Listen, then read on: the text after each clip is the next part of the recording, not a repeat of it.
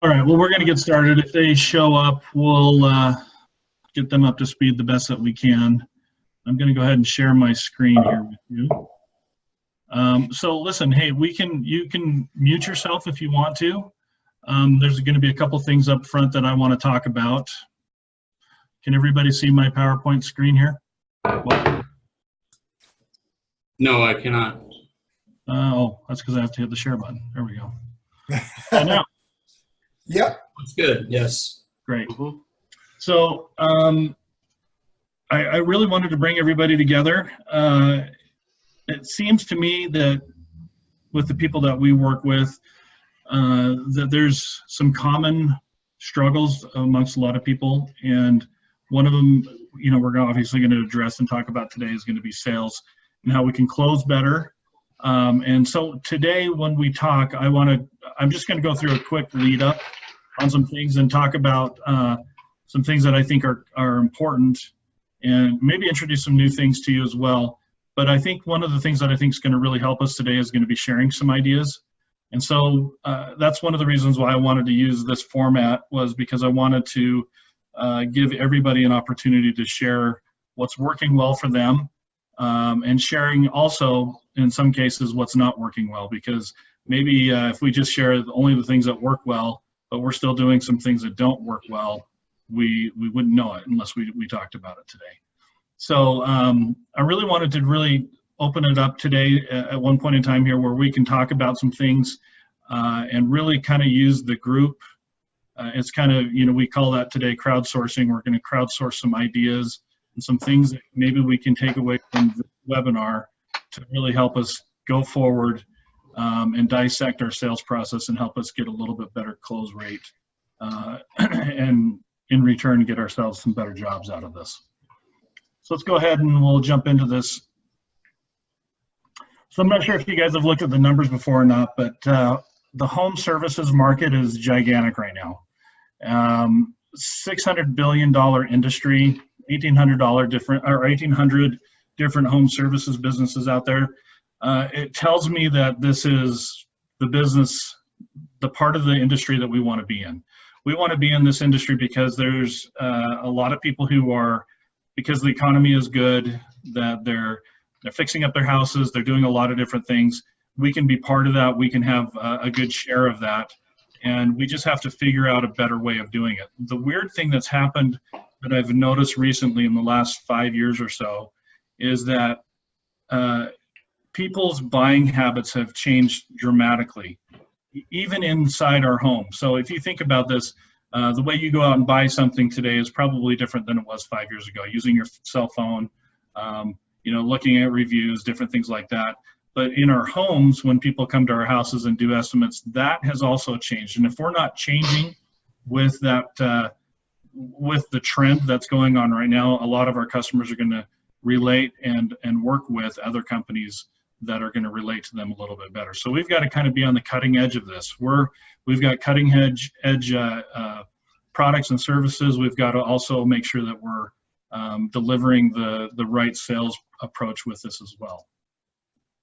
So a lot of the stuff that I'm talking about today is coming from this article that I read not too long ago that's called The Future of Home Services as an Evolutionary Analysis, and it talks about this change. And it's really directed mostly towards corporate America. So like this article would be something that I would suggest Kelly or Dan Tarrington would read, because this is applicable to their network, to their bigger business. But there's some good things in here that I think we can take out of it that we can use on an individual basis and out on the field type of a basis. So I'll refer to this a couple times. Feel free to look it up and read it for yourself. But again, it's a short article and it talks a little bit about this evolutionary process that's going on with sales. Dan? Yes. Will you be sending this presentation to us? Yes. So what I'm going to do is this is being recorded. And Okay. what we'll do is we'll post it on our website, and then we'll send you guys all the link to it, okay? Okay. Thanks. Yeah, no problem. So in this article, they highlight 6 areas that home services really need to focus on to really be relevant going forward. And it was kind of interesting to me, some of the things that they talked about, but in another sense, not necessarily really surprising. It's really things that we've been talking about quite a bit. First one was talking about margin. Home industry, the home services industry sometimes has a smaller margin percentage. And in order to really take advantage of a higher margin percentage, there's some things that we have to do around scalability of the business. And that's when the margin can start to get a little bit better. So they're talking about in this sector, it's generally speaking a lower margin sector, but through scalability, we can figure out some ways to make that a little bit better. One of the things that we probably won't talk a lot about today is comprehensive customer experience. That's something that the corporate office would provide, you know, using technology and different things like that they can provide to their franchisees. But one of the things that they listed as one of their top things that we need to focus in on is the changing and underlying assumption of our customer. And this is really the topic for today, is to talk about what's this assumption of our customers, how is it wrong, and what can we do to really kind of change so that we can get back on track with making the sales, closing more deals, increasing our conversion percentage. And then 4 was about measurement. You guys know me. I always talk about keeping track. You can never win if you don't keep score.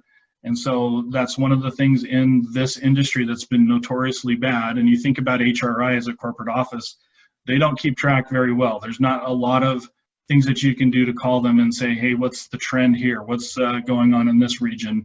And those kind of things, because the numbers that they have aren't necessarily as crystal clear as they should be, nor they may not even have those numbers.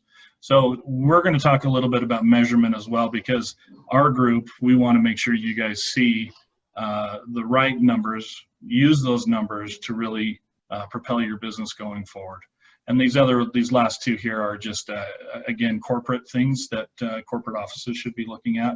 But I really focus on these 3 because I think these 3, if we're not focusing on those, we're probably going to miss the boat as this market continues to change, as it continues to grow, and really continues to blow up as it is. And it's doing very, very well. We want to continue that. We want to make sure we're taking advantage of every bit of business that we possibly can and take as much market share as we possibly can. Okay. So one thing that HRI doesn't talk about a whole lot, and I want to start talking about this, and I want you guys to really think about this as I'm finishing up some of my remarks here, because we're going to kind of focus our discussion around what I call the 3 stages of selling. Okay, so it's a little different in retail. It may be even a little different in some outside sales situations, but with us at Enhance, I really want to focus on these 3 stages, because these 3 stages are really going to determine how we do going through each one of them. If we miss on the first one, we're probably not going to do very well on the second or the third. And we can say that about all of the different stages. So we're going to talk about this.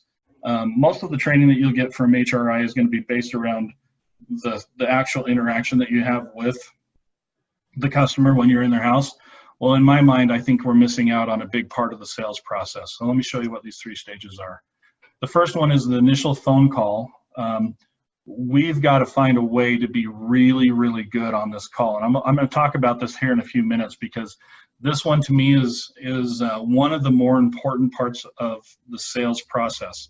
If we don't have a great initial call with our customers, chances are that when we do get into the home for an estimate, if we do, the interaction may not be as good as it could be.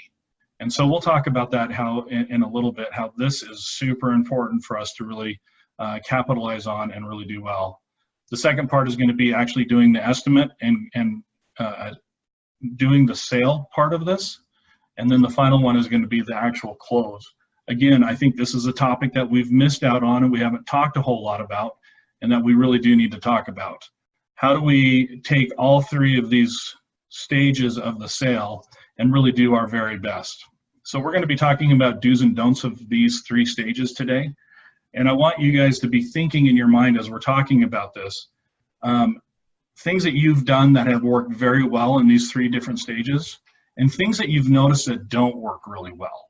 Okay, these are going to be kind of the three things that we're going to be talking about, and we're going to really kind of focus a lot on a couple different things. One of them is going to be that phone call, what we want to do.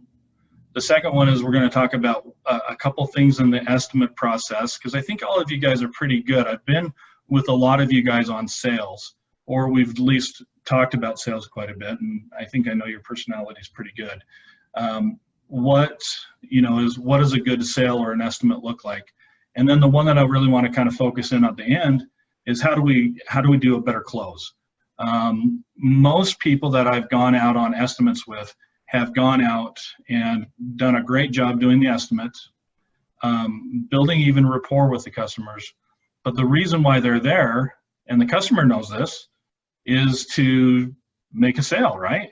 And 9 times out of 10, when I'm out with somebody, they don't even ask if this is going to work for them or attempt some sort of close.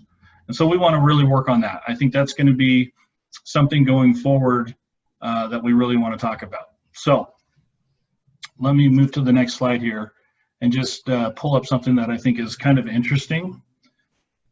Our customers, they have a couple different distractions. The reason why I want to bring these distractions up to you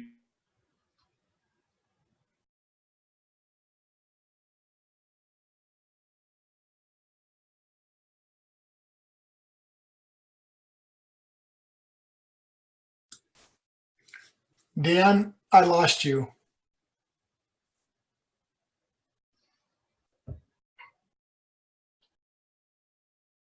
Hello, Dan.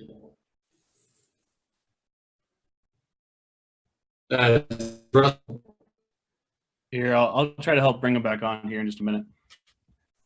Okay. Not sure what happened. Yeah, we're all Everybody there. there? Yeah, we're still here. Hello, hello. Oh my gosh, I don't know what happened. Well, I was sitting there talking to myself, I guess, by myself for a little while. Sorry about that. No worries. Must be my internet. All right, we're gonna share the screen back again here. So did you guys hear me about as far as these distractions? Did you get that far with me? You were just starting To on. this one. Okay, all right, so we have some commitments around, our customers have all of these different commitments around work, marriage, kids, generally life in general. Homeowners don't have time. They don't have the knowledge and experience or inclination really what to do in a house when it comes to the things that we do. Even though there's a lot of information out there, they still, I just listened to a sales call today where somebody said, we just bought a house and we didn't like the wood floor, so we rented a sander and attempted to sand it, and now we need you guys to come in and fix it. So, these customers out here, there's a lot of things that are going on. They just don't know what to do. They have all of these different things in life that are pulling them every which way. And we've got to find a way to try to streamline what we do so that we don't become one of those burdens or distractions. Think about it. When we go out and do an estimate and we have to call them back and they don't pick up and we end up texting and emailing and calling, it now becomes one of those things that jumps into the queue or the line of all of these other things that are going on in their life. So we've got to try to figure out a better way to streamline that so that we don't become one of those burdens, but we become one of those people, or a solution to them that's going to help them with the situation that they're in. And the second thing that I see as a distraction is that our customers, there is just really too much information out there. These people that attempted to sand the floor, they did it because they watched some YouTube videos and they felt like they could go out and sand a floor with a drum sander. And that just, to me, is just amazing because I know what drum sanders do. If you don't know how to use those things, they'll just wreck your floor. So these two things I feel are distracting our customers. They're things that are keeping them from not only making the sale with us, but closing it in a timely manner. A lot of times we go 2-3 weeks, sometimes a month, 2 months before somebody calls us back and we finally hear from them. And that just tells me that's an indication that there's a lot of things going on in their life and we're just kind of one of those things that are out there. All right, so what can we do in opposition of those distractions? I think we need to simplify our sales approach. We need to be a little bit more on purpose, need to be more respectful of their time. And we've got to find, I think, some better ways of talking to our customers, or even the technology around it. Is there better ways of communicating with our customers? Those are all things that I think we really need to talk about and look at. Think about it. The technology world out there has been centered around making life easier, right? That's what everything that comes out there, you know, software, phones, computers, all of these things are all designed to make life easier. We have the same sales approach that we've had since the very beginning. We haven't done anything new to try to make the sales approach easier for them. And I think that's worthy of a conversation to have about that. And the second thing I think that we need to do is, with all that information that they have, we need to become not a salesperson, but a problem solver. So we're working shoulder to shoulder, not in opposition with our customers. That's going to be something that's going to help out in simplifying things as well. And in fact, sometimes I think that number two, if we were good at problem solving, that would take care of number one. It would help that simplification of the sales process, because we are in a different seat. We're viewed differently from the customer. Not a salesperson anymore, we're a problem solver. We're helping them through that situation. So with that in mind, what I'd like to do is I would like to talk about and have a discussion. This is where I want you guys to unmute yourselves. And the first thing that I want to talk about is what are we currently doing that adds to these distractions? So if in your mind, if you're out doing something, is there something that you can see that we can identify that kind of puts you in queue with the rest of everything else that's going in people's lives, rather than maybe standing out a little bit more ahead of some of those things?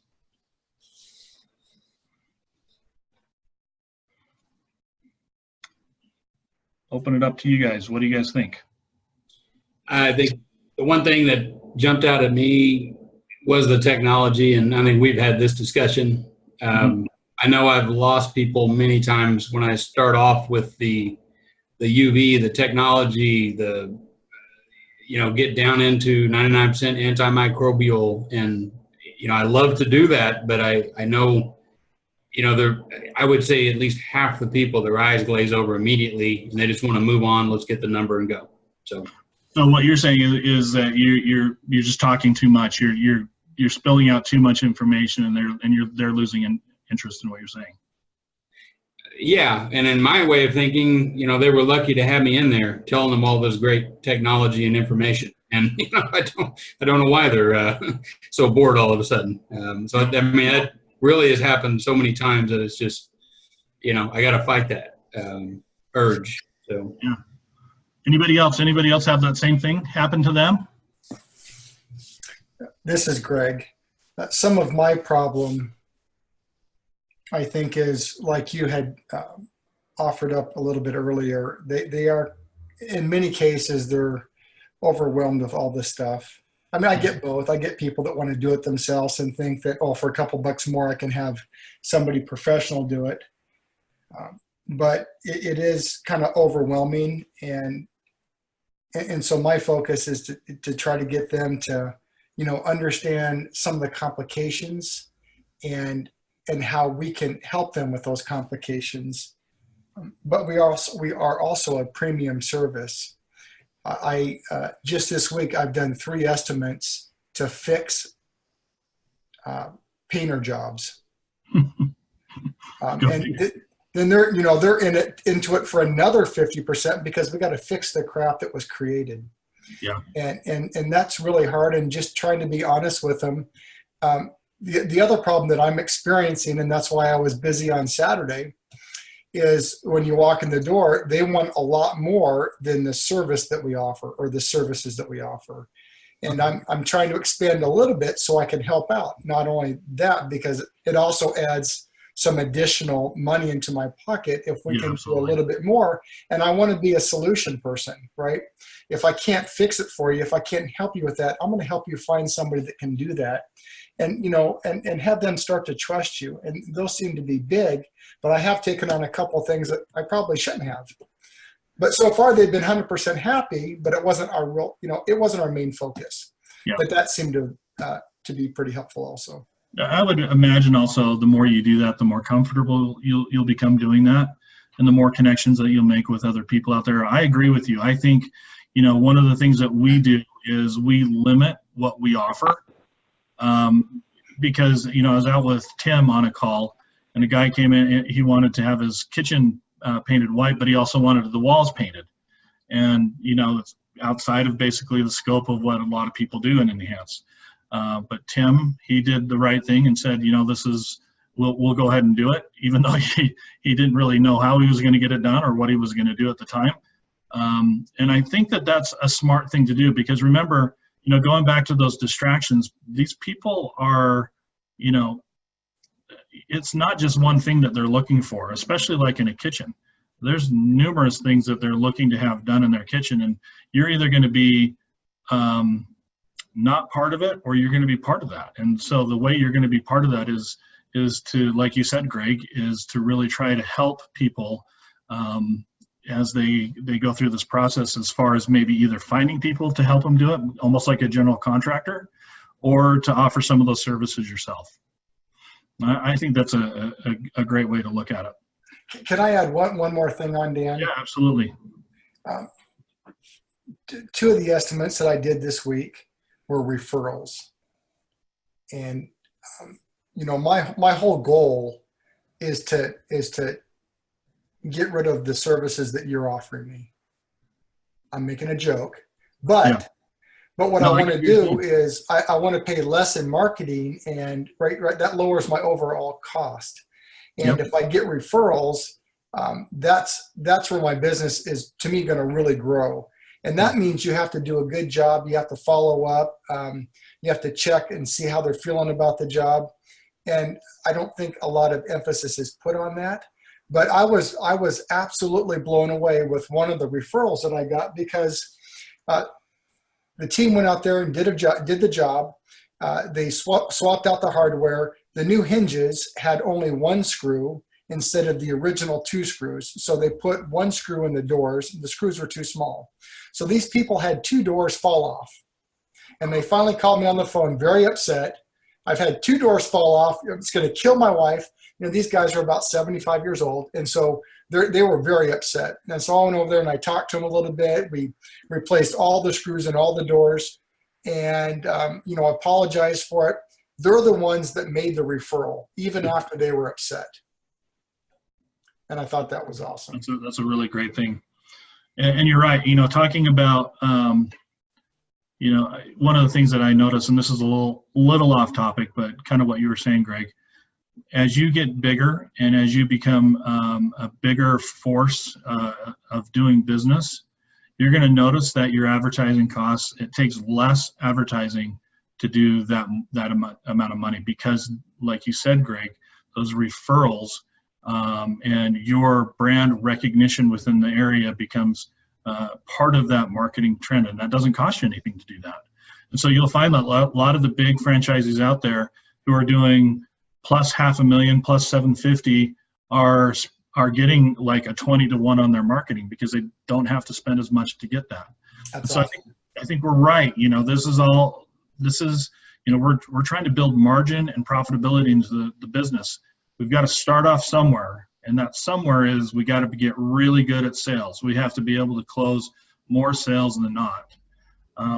So let's just shift gears just a little bit here. Let's talk about the phone call, because I think this is one of those missed gems that we don't talk about enough. What has not worked well? I'm just actually going to click this up here, because we should be talking about what's not working well and what is working well. But I want to talk about the phone call. Is there something that you feel like is not working, something that is working that's on the phone? And I'll share some of my thoughts when you guys are done with that. What do you guys think? You're talking about the initial phone call? Yeah, when you first call. Why do you think I want to talk about that? Why do you think it's important for us to talk about that? Let's address that first. I've had several people that have related to me the fact that they feel like many businesses are just here focused on their money. And I feel that way with subcontractors all the time. Yeah. I'm trying to move into a new house that I bought a year ago, and some of the subcontractors they're killing me. They're just terrible. And I will never do business with them again. And so a lot of people get that. So to me, when that initial call, they need to understand that you know what you're doing and that you're here for the long run to meet their needs and to help them. So how do you express that in this initial call? I mean, where do they get that from? Well, I think number one, it's listening, and that's true with many things in life. You need to listen to what they have, and then as you listen, you can respond in ways that make them feel like you know what you're talking about, and that you're there to help them. And I've had lots of people that won't let me get a word in, and I try to listen and then wait a second or two before I and then I have to be very careful that, like we talked about earlier, that I don't take a question and turn it into a 5-minute rant and give them too much information. Sure. Right. Yeah, because that I think that initial call has to be kind of short and sweet to some extent, because they don't know you. They don't know your reputation maybe yet. And so how do you in those couple minutes convey to them that you're trustworthy, that you're going to be somebody that's going to be able to help them out? Because if we just treat it like a call, hey, I'm calling you back because I see that you requested some information, to them that might just sound like everybody else that's out there. Remember, we were talking about the evolution of this sales process. And one of the things that's going to change is customers, they're looking for a better sales experience. They're looking for something a little bit different. And I think we need to take on the challenge of making that first initial phone call a much better quality call. And kind of along the lines of what you're talking about here, Greg, is we've got to separate ourselves from the competition in every way that we possibly can. And one of them is going to be in that initial call. And so I'm looking for some little tidbits here. And you gave me some, Greg. What are some other tidbits maybe that we can do or maybe not do anymore to make sure that we're not falling into that pitfall of just being like everybody else? Because you're going to get lost in the noise of all your competitors if you don't start the sales process off right. Okay? So what do you guys think about that? What are some things that we can do specifically different that will separate ourselves? This is William. Hey, William. Yeah, what I feel myself, I really don't have a lot of problem trying to with the first initial call, because out of 10 calls, around 7 of them I normally get a schedule for an estimate.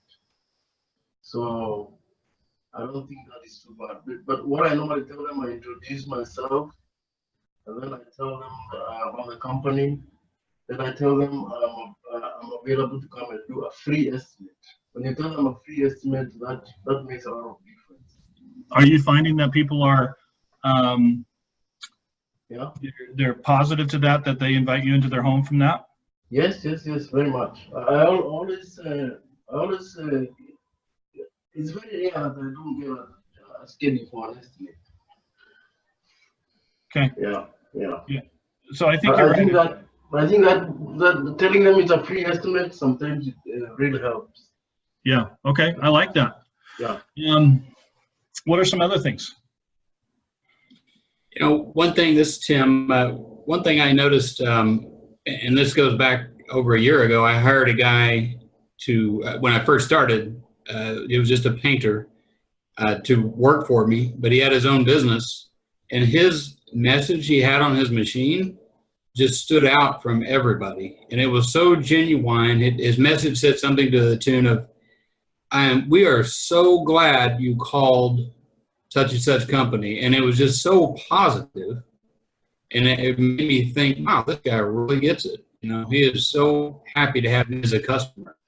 Yep. One thing that when we go through, 8, 10 calls in a row, sometimes you get into this is a routine, but it has to be you're presenting yourself as you're so glad you're there to help them, or you're there to provide this free estimate. Yeah. How many times have you gotten an estimate in and as you're saying, Tim, you're basically running to the car to jump in to go someplace, and I'm going to make this phone call really quick while I do that. Well, you've basically set yourself up for failure, or to look like everybody else out there, because you're treating the estimate as if it's just a hurdle to get to before I can go do the estimate. Where in reality, what it should be is I've got to treat this phone call seriously. I need to stop. I need to get myself ready for this call. I need to be, like you said, Tim, very positive and very excited and appreciative that these people are reaching out to us. And if we don't set ourselves apart that way, then it's just not going to work out the way that we want it to. And you carry that through the sale. So I don't know. I just think that a lot of times we just treat this initial call, and you tell me if you think I'm wrong here, but I think we treat this initial call as a necessary evil that we have to do to get to the estimate. Where in reality, what we should be doing is we should be treating this as important as the estimate, because it sets up the estimate for us when we get there. Does that make sense? Yes. You guys agree with that? Yeah. I agree. And Bluetooth on the truck while you're driving and eating and just running from one to the other is sometimes, it just, the audio is not that good and you're distracted by traffic and other stuff. So think about the message you're sending to your customers when you're doing it that way, that you're just, I got to get through this type thing. That's the way every other contractor out there is going to do it. And if you guys are not doing that and you're doing it differently, you've set yourself up to be more positive, more excited about it, more appreciative, then in my mind, they're going to think this guy is different. I want this guy to come into my house. So if you think about that, if you do that and they invite you into your house and you're doing the estimate for them, they're already thinking that you're a little bit different. You show up at the door, you've got to carry that through while you're in the house. There's got to be things that we do in the house that carry that excitement and enthusiasm through, so that the customer feels different about your sales process than they feel about others. So let's talk a little bit about that. Is there anything else you guys wanted to say about the phone call part of it? Yeah, Dan. Yeah. I've got a comment / question. What are your thoughts on? Sure. In that first phone call, what are your thoughts on sharing like a ballpark estimate, just to kind of see where they're at in the purchasing process, see how much they've actually thought about that? So I think that does a couple things. It shows a little bit of transparency to help them kind of place in their minds, but it also it can save you a lot of time in the long run. Like, dealing with someone you don't realize it. I don't see anything really wrong with it, except if you just are throwing it out there. Right. In my mind, if I want to stand out and be a little bit different, and I want to show the customers that I'm respectful of their time and all of those different things, I may not just give them a number. This is a range, because a range doesn't do you any good, because they're going to only remember the lower number on the range. That's the only thing they're going to remember. But what you could do that might be a little bit different, especially if they're at distance, or if they may be really busy and not have a whole lot of time, is shoot me a couple pictures of your kitchen, and I'll give you a ballpark figure based on that. And you can't hold me to it, but because there might be some things that I can't see in your pictures that come up when I come out there. So again, we're thinking a little bit outside of the box and trying to be a little bit different and more accommodating to the customer. If that's what they want, I try to find a way to do it for them, just because you're trying to be respectful of them. If they're just doing it because they're just, I just need a number because I'm calling around and I'm trying to find the lowest number, then that customer may not necessarily be the right customer for you in the first place. But you want to try to do your thing where you're setting yourself up as that problem solver, the partner with them in the sales process. So going kind of off that same notes, one thought that I had while you were talking towards the beginning of the call is with technology specifically. as having part of that initial phone call, you could refer them to whether you have this on your website or like a digital brochure, but they could go through and look at some different options so that they know exactly what they're purchasing before you're even there to Yeah. do the measurements. Yeah. Because one thing that I found on a lot of the estimates that I've been on is they say, okay, yeah, I need to talk to my spouse about this color or that color and decide what we want to do. But if they have that all cleared up before then, your closing on the first meeting will shoot up tremendously. Yeah, I agree. And you know, so Yeah. here, yeah, go ahead. Yeah, one thing while still on the phone call, I find sometimes it's very Speak louder, William. I can hardly hear you. No, I'm saying on still the phone call issue. Can you hear me now? If you can do a little bit louder or closer to the mic, it would be better. Yeah. What I'm saying is Better. In an initial call, sometimes it's very important to ask them whether that's a good time to talk. You know, or maybe what is a better time, to call them because some of them are at work and so if you can. So you're trying to be very accommodating to them. Yeah. So some of them, I've run into some people who tell me, I'm at work now, can you call me later? So it's always a good thing to ask them when is a better time, whether that's a better time to talk. William, I don't know what's up with your phone, but it keeps getting lower and lower every time you talk. I don't, let me try. I think I heard what you were saying though. I agree with you. Yeah. Good. Okay. So talking about technology a little bit, one of the things that I read was, and we would probably think that this is kind of crazy, but I guess the new technology going forward is all voice activated technology like you would see with like Alexa and things like that. That's everybody's trying to go to that. And we look at that today and think that just seems kind of a little weird, but maybe, possible.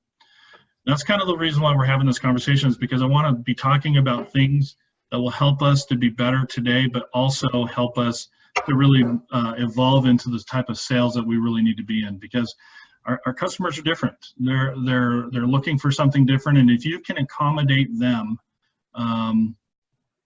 better than your competitors, you're going to be in a much better position. Okay. All right. So I'm going to challenge you guys. I'm going to give you 3 challenges today. So let me give you the first one. The first one is I want you guys to try to find a more positive, better way to conduct your initial phone call. Okay. So in other words, I'd like you to try to find ways that are going to accommodate your customers' needs so that you stand out as the right person for that customer based on the phone call. Okay. Let's move on to the sales and estimate part of it. What time we got? 3. Okay, so we're 42 minutes into it. I want to be respectful of your time as well. Let's talk about this for just a minute because I really want to spend some time on the close part of it.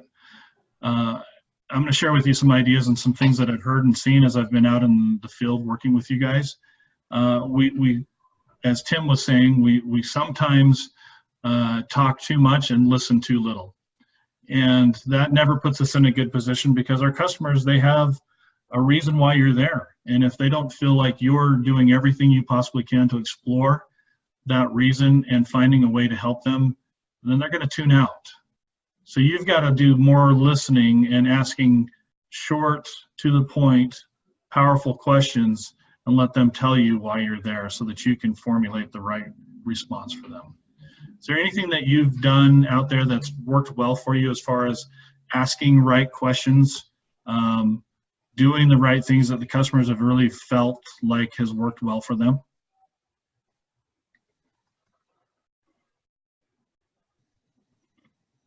Or are all you guys experts at this?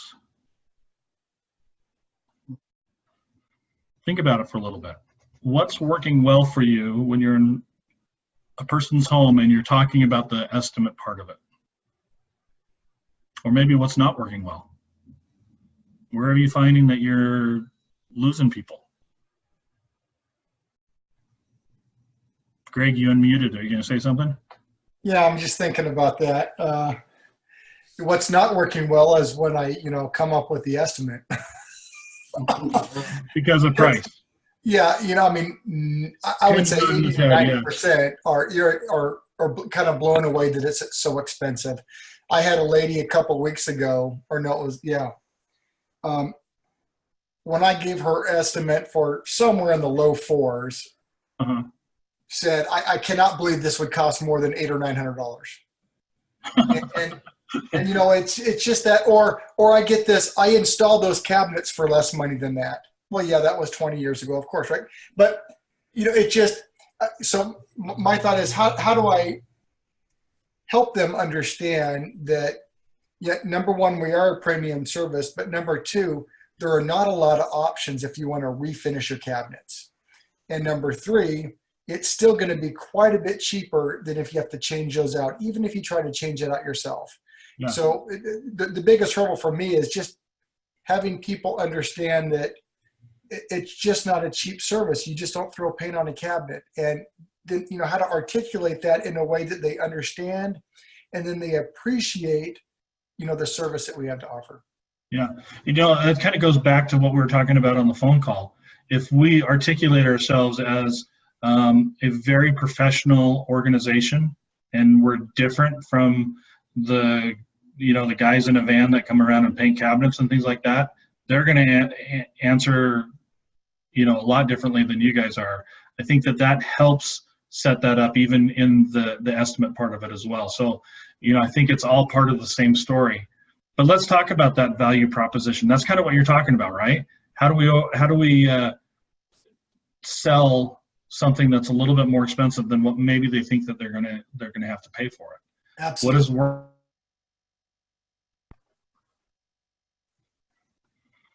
I just got a thing that says my internet is unstable. Can you guys still hear me? You broke up for just a second, but then you're back. Okay. All right. So what's worked well for you guys? How do you guys overcome that? What's been something that you've done to explain your value proposition well?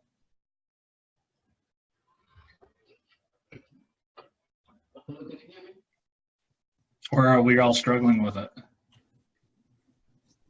Yeah, I don't know if this is. Yeah. Go ahead, Tim. Okay. Yeah, I don't know. And this is kind of a minor thing, but I know this has helped in the last, month or so, is my hammer test on the door.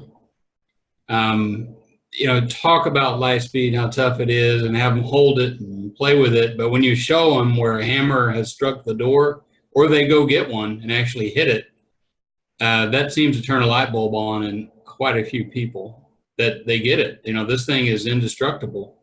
Yeah. So that's not using words, but it's yeah. A little technique. For the right people, that matters a lot. So I would agree with that. Anybody else? I think one thing that's helped for me is when you talk to them about the time frame, especially. So they ask, how long does this take? And you can explain that you can give them this premium service, but still within a relatively short time frame compared to, there are other options to get it as nice, if they were to do a complete refinish or, a reinstall. And as part of that, just explain how much cleaning and prep work goes into it, because that's what sets us apart from the lower end, right? Is how much we do to make sure that our product bonds well with the cabinets. I think that's been a big success for me as I've talked about the prep work that goes into the job. So I'm going to challenge you guys. Here's challenge number 2 on this, and because I think that Brigham, what you said right there leads perfectly into what I want to challenge you guys on. I want you guys to find and become comfortable with statements that will help you sell that are not long and embellished. Customers don't want us to come in and have a complete discourse on, bonding, adhesion, all of those different things. Even though we think they're cool because we're into it, they're not into it. They just want to have a nice looking kitchen. They want to have their kitchen look brand new again. And so for you, I'm going to challenge you to make your appearance and what you say very professional and to the point. When you start getting too embellished about it, then they start tuning out, like Tim said earlier. But you're also going to start looking like you are trying to make the sale rather than problem solve for the customer. So work on those. I think that's important to do. All right, let's finish up and let's talk about closing the sale. One of the things that I'm going to talk about the challenge up front here, because I think we're running a little short on time, but I'd love to hear your thoughts on this as well. So feel free to chime in here. My idea for closing is that you don't walk out of their house without some sort of commitment. Okay, so write that down. You need to have a commitment every time you walk out of somebody's house, whether it's a commitment to do the job or it's a commitment to call them back at a specific time. It doesn't matter to me, but you've got to fulfill the reason why you're there. You're there to not only present what your products and services are, but to try to get the sale. And if you don't try to do that, then you're not there for the right reasons. And sometimes we get a little bit shy when it comes to price and things like that, but you can't do that. You've got to somehow get commitments from our customers. So what are some of the commitments that we can do? Number one is, we can ask for the sale. We can put them on the schedule if we feel like we're at that point, which would be great. If we can't, and they want to maybe talk about it with somebody else, get a commitment to talk to them the next day or the day after at a certain time, and that they'll share that information with the people that they're going to be sharing it with. Commitments to, let's say they're just looking right now and they're getting their house redone in the next month or so, and they just want to get some numbers. You still need to get a commitment from them. So would it be all right for me to call you back next week or in 2 weeks to go over what you've already learned, and if what we have to offer is going to fit within what you want to do? So that's one thing that I really think is important for you guys to do, is to always walk out of there with some sort of commitment that the customer is going to do for you. Is there any thoughts on that? Anything you guys want to say about that?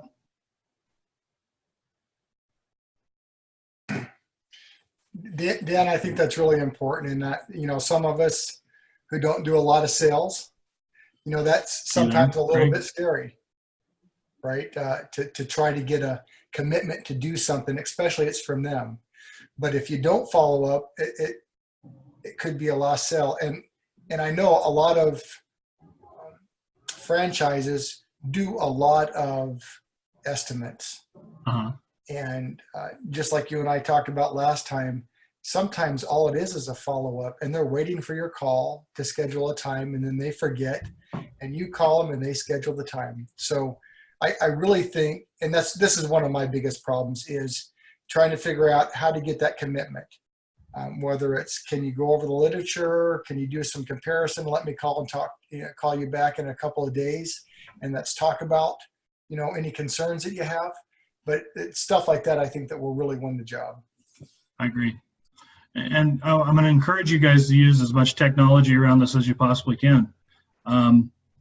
You may want to text them a link to some videos or some electronic brochures or something, and write a note. Here's the brochure that I was talking about that you can share with your husband, or whatever it may be. Or here's a video you can watch. I look forward to seeing you tomorrow at 3 o'clock. Whatever it may be, you want to get that commitment from them, and you want to follow that up with some sort of technology. You just don't want to be another person in the queue. You want to stand out. You want to be, Tim was telling me about his big competitor, K&D, and they stand out because they do all these things that we're talking about. And in order for us to compete with a lot of these people that are out there, or even just to stand apart from the people that are not doing a great job, we've got to do things differently. And I think it starts with a commitment today that our sales process is going to be different than it's been in the past. We're going to make that phone call better, more positive. We're going to make our estimate and our sales process more concise, and we're going to ask the right questions. We're going to listen. We're going to build a rapport, all those things. And we're going to get a commitment from our customers, our potential customers. We're going to get something from them that will be a commitment. Even if it's a commitment of no, it's still a commitment. And that's what we need to do, is we need to make sure that we're working through this process and that we're taking every one of the steps and stages of the sales process as seriously as we possibly can and treat it with as much respect. I mean, think about it. You guys are spending money on trying to obtain these leads, and that money's precious. And, we take it very seriously on our end of trying to get you as many as we possibly can and get you your biggest bang for your buck.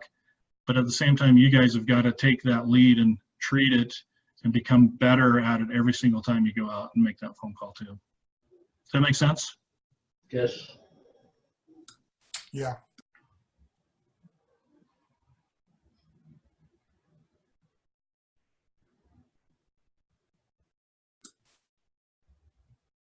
I think we lost him again. Yeah. Froze on my screen. Yeah, Dan's froze. Hello, Dan. Come in, Dan. Earth to Dan.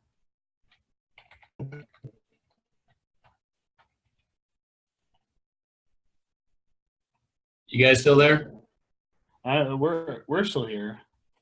Okay. I think I'm here. I'm here physically and mentally. Yeah, I don't know if Dan's coming back or not. I wanted to share one phrase that I heard at our convention that really has worked great for me. Uh-huh. You guys still there? Yeah, we're still here. Yep. Okay. It was, and I don't remember which longtime Enhance owner said this, but how does that help you? I've used that over and over. Can you repeat that? I totally didn't get the phrase. Wow. Yeah, can you repeat that? Really? Sorry. Yeah. Yeah, no, I was just saying that at the Wow. Somebody just needs to mute their. Yeah. Is that still working? Hello? Better.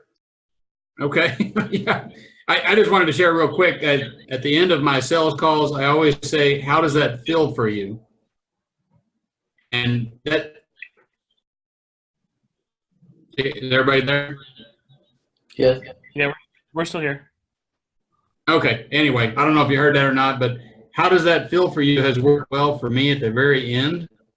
Because I get people shaking their head, yes, or kind of no, and immediately know whether I need to answer another question or two. Yeah, it's kind of a way to soft close it almost. Kind of test the waters a little bit, see if they like what you're saying or what you're not. Yeah, I like that a lot. You bet. And then if they kind of don't want, you get the sense that they don't want to share anything right then you can segue into, whatever, on your way out. Just let them off with, does the technology sound good, or do you understand the UV or whatever? Try not to talk about price if it's kind of sensitive. They need to talk it over with their wife or whatever.